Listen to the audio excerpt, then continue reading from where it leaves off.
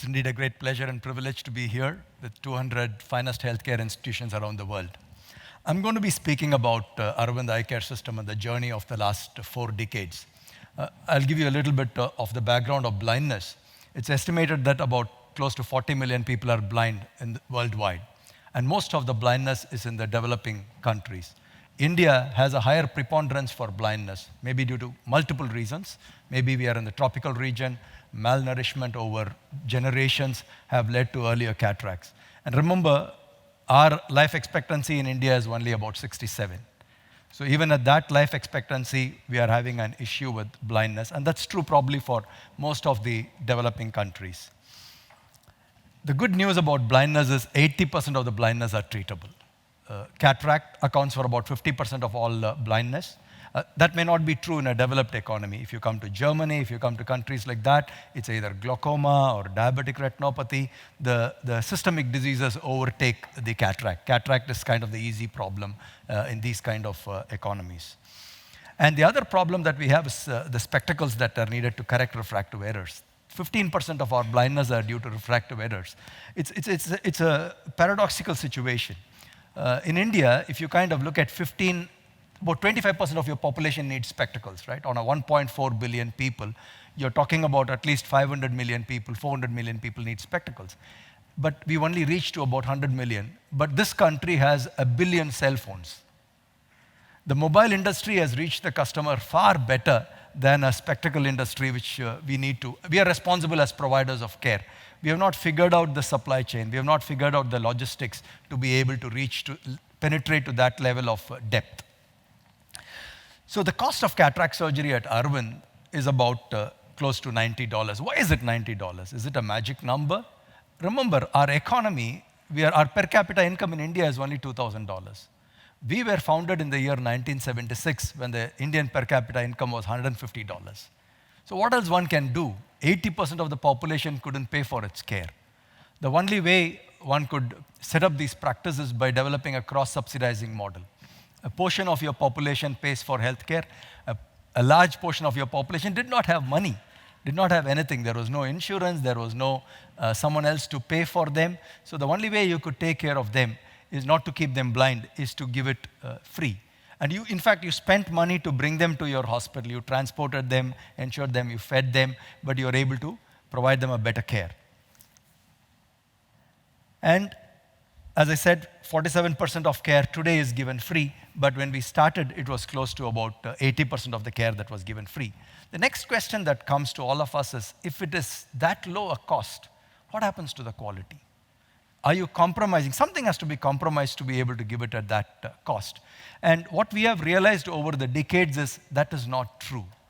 If you really figured out how to do this well, if you figured out the process, if you have the soul of the organization in the right direction, then you figure out the best way to give the care. And in our own, these are all published data that we have compared to UK, compared to the European Union. Our outcomes are better, complication rates are lower, and also the infection rates are far lower. How is it possible is the next question that comes to all our minds. And for us, these are the 5 distinct pillars that make this possible. The most important pillar, I'll go through each one in depth. The most important pillar for us is the purpose. I think a lot of times we are all in healthcare, we talk a lot about economics of healthcare, but we seldom talk about the purpose of healthcare. What is the moral obligation of healthcare? Why are we all providing healthcare? Is it for the bottom line of earning some money or resources, or saving some money, or is it saving life and giving a better life? So I think that's the direction that this organization took, thanks to our founder. He founded this at the age of 58. So in a way, he founded it as a coach, not as a player. That to us seems to be a very significant element of why this healthcare organization was built the way it was built and the DNA it has today. Because here was a man who said, my fellow countrymen should not be blind. Doesn't matter whether they have money, doesn't matter whether they have the resources, or I'm going to provide them care. I'm going to figure out a model to be able to do this well. So to him, that was the foundation of the energy and the principle on which he built this organization.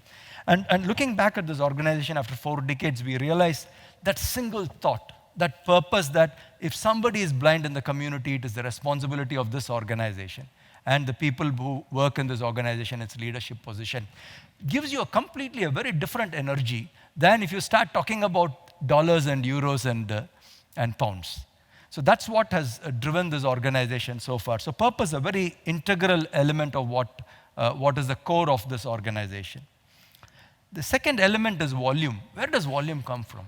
In a country with 1.4 billion people, if you don't want to see anybody blind. What do? You do more of what you are good at. That's the only thing you can do. Volume was not built strategically to leverage scale, strategically to have a better negotiating power. Volume was built because that was the need of the hour. People were blind. You have figured out a way to do it at a much more affordable cost than others. So why don't you do more of it? And you also, as an organization, all of us realize we are all part of large organizations. When you keep doing more, you get more deeper insights that come from that. Your wisdom as an organization grows as you go deeper and deeper. And that's what Arvind does. Arvind last year provided about 500,000 surgeries. I'll give you an example. UK does about 650,000 surgeries.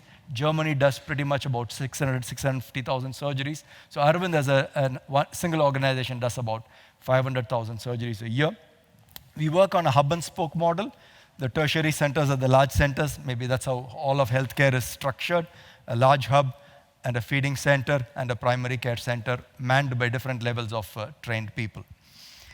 And in the high volume, we have also realized it is not about people walking into your facility. Accessibility is not you opening a hospital and leaving it free. I'll give you an example. We do outreach programs. We go into the community and screen for eye problems, and we give them a solution. The solution is either cataract surgery, we bus them to the hospital, do the surgery, or we give them a pair of spectacles. Right? So about 20 years ago, what we did, when we gave the pair of spectacles, we said, we will give a piece of paper which says, this is your refractive error, go get your glasses. Right? The glasses, say, costed about 10 euros for them. But in a small village, there was no optical shop. So this person, an older person, had to travel to the next village. They couldn't travel alone. Someone else had to accompany. The cost of the spectacle was 10 euro. But to get to the spectacle and get back and go back again and collect the spectacle was 25 euro. So I think that's what the mobile phone companies have figured out. They have figured out that the cost, they are willing to pay for the mobile phone, but I have to give it to them at an accessible point, both at price and also from a location standpoint. So that's what Arvind figured. So when we started making glasses and giving it in the campsite, 95% people bought the spectacles. They didn't have any hesitation to spend the money because they knew they wanted a good eyesight, but the challenge was, I can't afford to go and back and forth to get it. Apart from this, Arvind also works with about 350 hospitals in the developing countries. Please remember, our founder did not have a vision and mission for Arvind Eye Hospital, for our organization.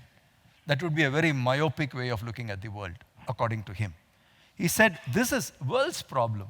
This is a global problem. People should not be blind. So whatever we have done, we have not invented a new technology, new technique, but what we have done is, we have taken what is available and democratized so that more people will benefit with this technology that is available in the market. So that's what Arvind has done over the years, work with about 29 countries, developing countries mostly, and also try to share whatever we have learned. And the other important thing you would have seen from the video as well, small innovations. Like instead of having one surgical table in an operating room, if you have 2 surgical tables, imagine a country with 1.4 billion people. We are about 18,000 ophthalmologists. Give you a comparison. US with about 300 million people has about 45,000 ophthalmologists.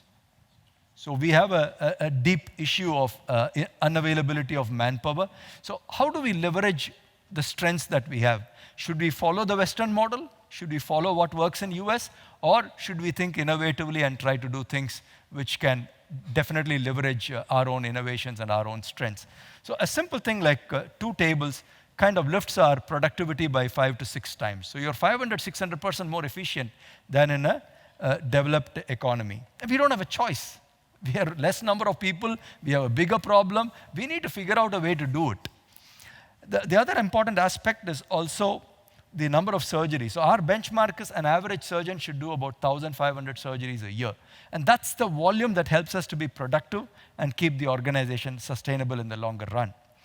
The next element is the consumables that come. In the early 90s, we had a problem. We were putting intraocular lens. I'm sure many of you would be aware, before intraocular lens, it was a conventional cataract surgery where you removed the lens and gave a very thick glass. So the conventional lens surgery, that conventional surgery was over. The paying patients were getting intraocular lens, but the poor patients were getting the conventional surgery. So imagine 25 years ago, a bunch of 5 ophthalmologists sitting around a room and saying, let's now get into manufacturing. So that's how Aurolab was born, which is the manufacturing arm of Aravind Eye Care System. Today, Aurolab manufactures several products, pharmaceutical products, lenses, sutures, blades. About 160 countries use Aurolab's product. It has 10% of the global market share for intraocular lens. So it's a felt need. This need is significantly present. Aravind is in a country like India. If you look at the Indian ecosystem, that is about, this ecosystem similar to Indian ecosystem is 6 billion people. Forget the top 1 billion people. Europe, Japan, America, Australia, all those developed economies are 1 billion. They work on a very different rules because they have a per capita income of 50,000 euros, and you are talking about a sub $2,000 per capita income. So you need to change the rules of the game if you're able to do it well and take this to a large number of people. Again, as mentioned, today it's over 160 countries and has a significant presence. In fact, if you go to many other countries, people would not know about Aravind, but they would know about the manufacturing because they've used the products about an Aravind. The other element, this journey of digitization started about 20 years ago. It started in a very small way. I'm sure that's true for all of us. It started with the hospital information system. From an administrative standpoint, it became easier. You were able to monitor your cash collection, your revenue streams, your number of patients, what you have done. But today, it has gone another level. Because of electronic medical records, you know what kind of pattern of diseases happen, how you are able to understand it, diagnose it, and you're able to deliver care in a much more organized way. So we think the next 10 years for us is going to be a tremendous journey on leveraging this new technology that is available, all this data that is available. And we see about 4.5 million patients annually, and that's a large number that is available. And we are able to leverage it and be able to deliver better care for our people and also for people who are very similar to our per capita. Finally, I would like to end with this slide. Our founder's favorite quote. He said, intelligence and capabilities are not enough. There must be a joy of doing something beautiful. Most of us have come to medicine. All the journey that we have taken to become doctors or part of this medical fraternity is through our intelligence and capabilities, but significantly because we wanted to do something beautiful. The bottom line was not dollars or euros. The bottom line was put a smile on someone's face. Thank you. Thank you.